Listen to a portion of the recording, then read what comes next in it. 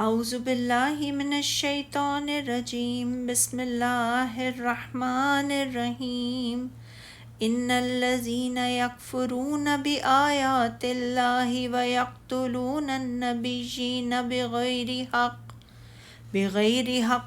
ویقتلون الذین یأمرون بالقسط من الناس فبشرهم بعذاب علیم اولئک الذین حبطت اعمالهم فی الدنیا والآخرات وما لهم من ناصرین۔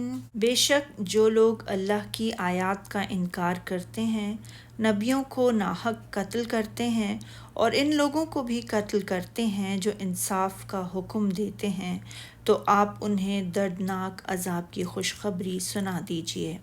یہی لوگ ہیں جن کے اعمال دنیا اور آخرت میں برباد ہو گئے اور ان کا کوئی مددگار نہیں۔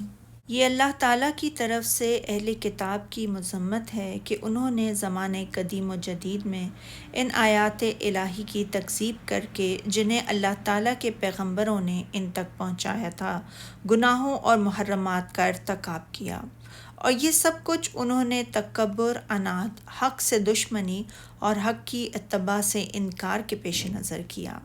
پھر انہوں نے بغیر کسی سبب اور گناہ کے حضرات انبیاء کرام علیہم السلام کے مقدس خون کی ہولی کھیلنے سے بھی اس وقت دریغ نہ کیا جب انہوں نے اللہ کی شریعت کو ان تک پہنچایا تھا۔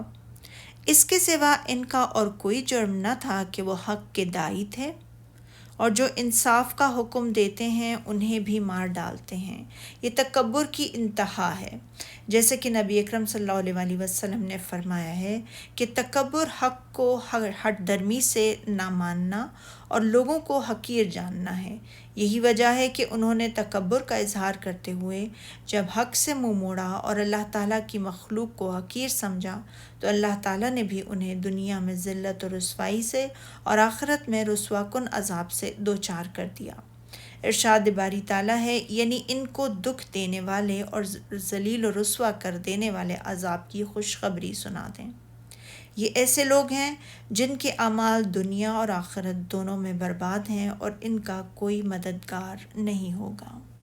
سبحانک اللہم و بحمدک، اشہد ان لا الہ الا انت، استغفرک و اتوب الیک۔